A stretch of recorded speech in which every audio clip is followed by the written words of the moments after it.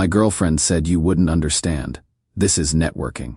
My career requires different standards than yours when I asked about her constant work events. When I showed up as her surprise date to the company gala, the entire corporate law world got to watch their affair explode in real time.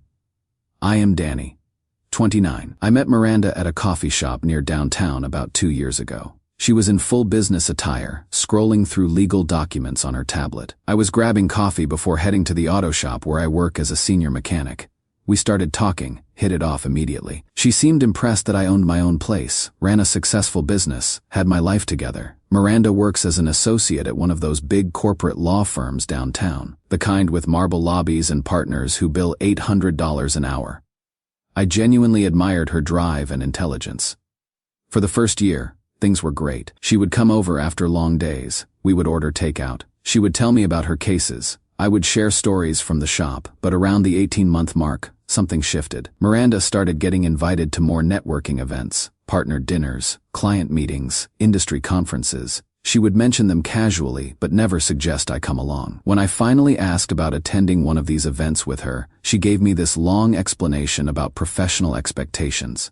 Danny, you wouldn't understand. This is networking, not socializing. My career requires different standards than yours. These people expect a certain level of sophistication. It is not personal. It is just business. I respected that. Corporate law isn't my world, and I didn't want to be a liability. I told her professional growth was absolutely the priority, and I would stay out of it. What I didn't realize was how completely staying out of it would mean. Miranda started working late constantly. Not just busy late, but networking late. 3 nights a week she had client dinners, partner meetings, industry mixers, always dressed to kill, always coming home after midnight smelling like expensive wine and someone else's cologne. She stopped talking about work with me, used to share everything. Now I would ask about her day and get vague responses about client development and strategic networking. The worst part was how she started talking about my job, used to say she loved that I was good with my hands, that I built something with my skills. Now she would make little comments about different professional spheres and how not everyone needs to understand the corporate world. When her friends from law school would visit, she would introduce me as her friend Danny instead of her boyfriend. When we would run into her colleagues around town, she'd act like we barely knew each other. I became invisible whenever her professional life intersected with our personal one, but I trusted her, figured she was just trying to navigate a competitive field where perception mattered.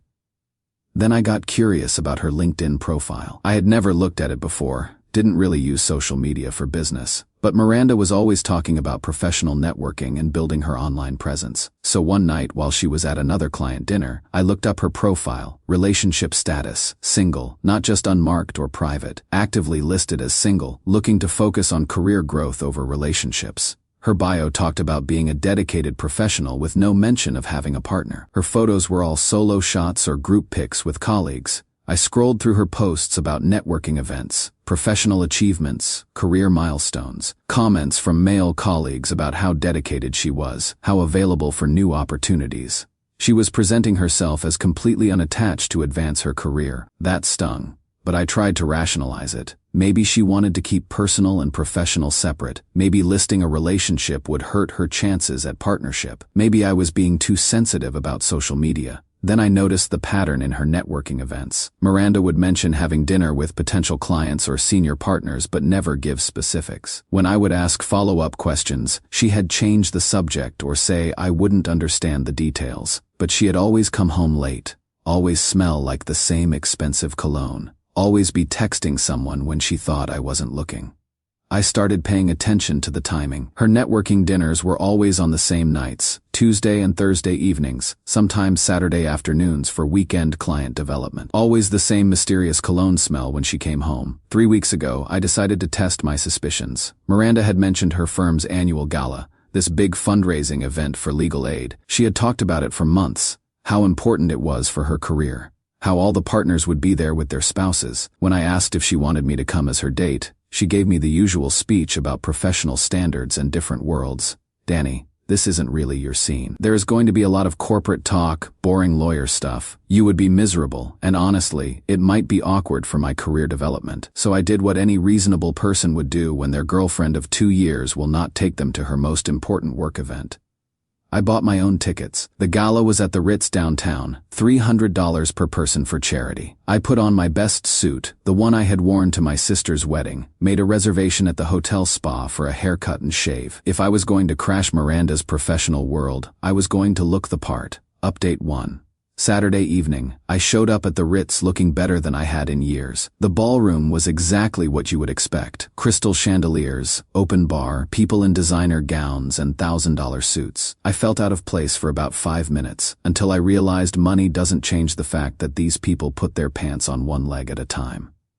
I spotted Miranda immediately. She was wearing this stunning red dress I had never seen before. She was standing near the bar with a tall, distinguished man in an expensive tuxedo. They were standing very close together, his hand casually resting on her lower back in a way that definitely wasn't professional. I watched them for a few minutes from across the room. The way she laughed at his jokes, touched his arm when she talked, leaned into him during conversations. This wasn't networking. This was a date. I walked over with my drink, casual as could be. "Miranda, what a surprise seeing you here." Her face went completely white. The man she was with looked confused. "Danny, what are you? How did you? I thought you weren't coming." Changed my mind. Figured I should see what all these networking events are about. I extended my hand to her companion. "I am Danny, Miranda's boyfriend. And you are?" The man looked even more confused now. "Richard Morrison, senior partner here at the firm." I didn't realize Miranda had a boyfriend. "Really? We have been together for 2 years. She talks about work all the time, but I guess she doesn't mention me much at the office." That is when a woman approached our group, elegant, probably in her 50s, wearing diamonds that could pay off my mortgage. "Richard, there you are. I was looking for you." She smiled at Miranda and me. "I don't think we have been introduced." Richard looked like he wanted to disappear. "Catherine, this is Miranda from the firm. And, Danny." Catherine studied Miranda's face for a moment, then her expression changed completely. Oh my. "You are the girl from Richard's phone." The silence that followed was deafening. Catherine continued, her voice getting louder. "The one texting him at all hours. The one he has been having client dinners with twice a week for 6 months. The one he claims is just a colleague while he deletes your messages before coming home." People around us started turning to look. Miranda grabbed Richard's arm. "Catherine, I think there has been a misunderstanding." "No misunderstanding at all. Richard, you want to explain to this young man why his girlfriend has been sleeping with my husband." The gala turned into the most expensive episode of Jerry Springer ever filmed. Catherine Morrison didn't just confront Miranda and Richard quietly. She addressed the entire room. Turns out she had been suspicious about her husband's networking dinners for months and had hired a private investigator who had documented everything. "Ladies and gentlemen, I would like to thank you all for attending this lovely charity event. Before we continue, I wanted to share some interesting networking strategies my husband Richard has been employing with his associate Miranda." She pulled out her phone and started reading text messages, explicit ones, messages about hotel rooms, weekend trips, disguised as client meetings, discussions about leaving their respective partners. The entire legal community got to hear their affair timeline in graphic detail. Miranda tried to leave, but Catherine blocked her path. "Oh no, darling, you wanted to network. Let's network. Let me introduce you to some of Richard's other colleagues. I am sure they would love to hear about your professional development techniques." Richard tried to salvage the situation by claiming it was all a misunderstanding, but Catherine had months of evidence. Hotel receipts, restaurant bills, even photos the pie had taken of them together. She had been planning this public humiliation for weeks, waiting for the perfect moment. The managing partner of Miranda's firm was standing 10 feet away during this entire spectacle. Other senior partners, judges, potential clients, everyone who mattered in the corporate law world got to watch Miranda's networking strategy get exposed in real time. I just stood there watching my girlfriend of 2 years get revealed as someone I would never really known. The woman who had been too ashamed of my blue-collar job to introduce me to her colleagues had been sleeping with a married man for professional advancement. Security finally intervened and escorted Catherine out. But the damage was done.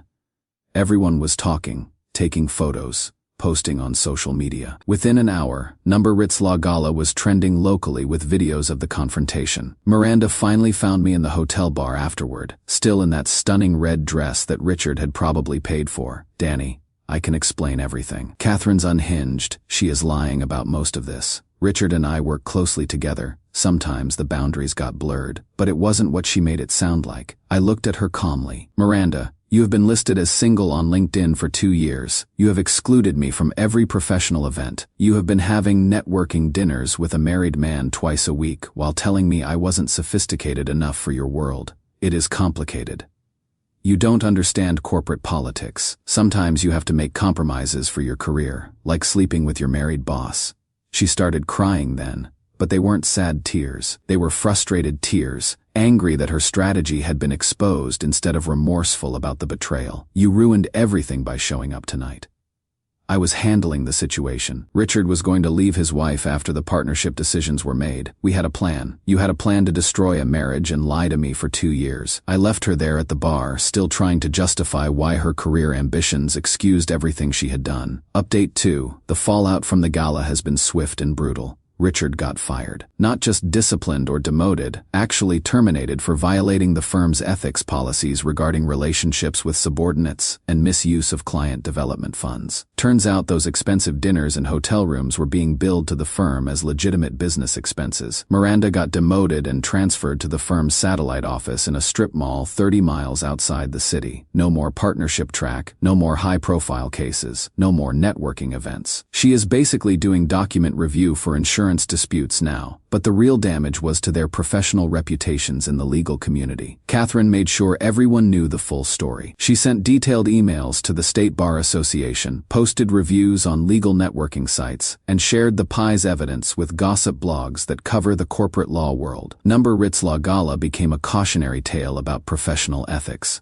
Law schools are apparently using the incident as a case study about maintaining appropriate boundaries with colleagues and clients. Miranda tried reaching out to me several times over the past week. She has been staying with a friend since Richard went back to his wife, and their shared apartment was too expensive for her new salary. Danny, please. I made mistakes, but I loved you. The thing with Richard was just career strategy. You were my real relationship career strategy. You mean adultery. It wasn't emotional. It was just networking with benefits. Richard had influence over partnership decisions and I needed his support to advance. But you were always the one I came home to. She actually said that. Networking with benefits, like sleeping with her married boss, was just another form of professional development. She tried to blame Richard, claiming he had pursued her and she had felt pressured to go along with it to protect her job. When that didn't work, she blamed Catherine for being vindictive and destroying innocent careers. When that failed, she blamed me for embarrassing her publicly instead of discussing my concerns privately. Never once did she acknowledge that stringing along 2 relationships while lying to everyone involved was wrong. The irony is incredible. Miranda was so worried about my blue-collar background embarrassing her professionally that she never considered how sleeping with her married boss might affect her reputation. I went back to my garage, to the work she had been ashamed of, and realized I had never been happier. No more walking on eggshells around her career ambitions. No more being excluded from huge parts of her life. No more pretending that my honest work was somehow less valuable than her corporate networking. Richard's wife, Catherine, actually sent me a thank you note, apparently. She had suspected the affair for months but couldn't prove it until that night. She said watching Miranda try to justify their relationship as career development was the final confirmation she needed that divorce was the right choice. She also mentioned that Richard's other affairs over the years had followed the same pattern: young associates who thought sleeping with a senior partner would advance their careers. Miranda wasn't special. She was just the latest in a long line of women who had confused professional advancement with personal integrity. Final update. Miranda's legal career is essentially over in this city. Word travels fast in the corporate law world, and everyone knows what happened at the Ritz. She has been blacklisted from the major firms, and even smaller practices will not touch her because of the ethics violations and public scandal. She had to move back in with her parents in another state, and is apparently working for her uncle's personal injury practice, handling slip and fall cases instead of corporate mergers. The networking events and partnership track she had sacrificed everything for are gone forever. Richard's divorce was finalized last week. Catherine took him for everything: the house, the vacation property, half his retirement accounts, and permanent alimony. His legal career survived better than Miranda's, but barely. He is working for a mid-tier firm now, handling routine corporate contracts instead of the high-profile cases he used to manage. The really satisfying part is that their affair accomplished exactly nothing. Richard never had the influence over partnership decisions that Miranda thought he did. The managing partners make those calls, and they had already decided she wasn't partnership material long before the gala incident. She had been sleeping with him for 6 months for career advancement that was never going to happen anyway. Miranda made one last attempt to reconcile about 2 weeks ago, showed up at my garage looking defeated, claiming she had learned from her mistakes and wanted to start over somewhere new together. Danny, I know I messed up, but we were good together before all this career stuff got in the way. We could move somewhere fresh, where nobody knows what happened. I could work for a small firm, keep things simple, but I had seen who she really was when she thought advancement was on the line. Someone who would exclude the person she claimed to love because of professional embarrassment. Someone who would maintain a relationship while pursuing another one for career benefits. Someone who would justify adultery as networking. I told her our relationship was over permanently and asked her to leave. My garage feels peaceful now. No more pretending my work isn't good enough for someone else's professional standards. No more being the secret boyfriend who couldn't be introduced to colleagues. No more wondering why I was always excluded from the important parts of her life. It is quiet here. But it is honest quiet, the kind where you don't have to apologize for making an honest living or hide who you are for someone else's career ambitions. The funniest part is that Miranda spent 2 years being ashamed of my blue-collar job, convinced it would hurt her professional reputation. Turns out sleeping with her married boss was significantly worse for her career than dating a mechanic ever would have been. Sometimes the person most worried about professional appearances has the least professional integrity.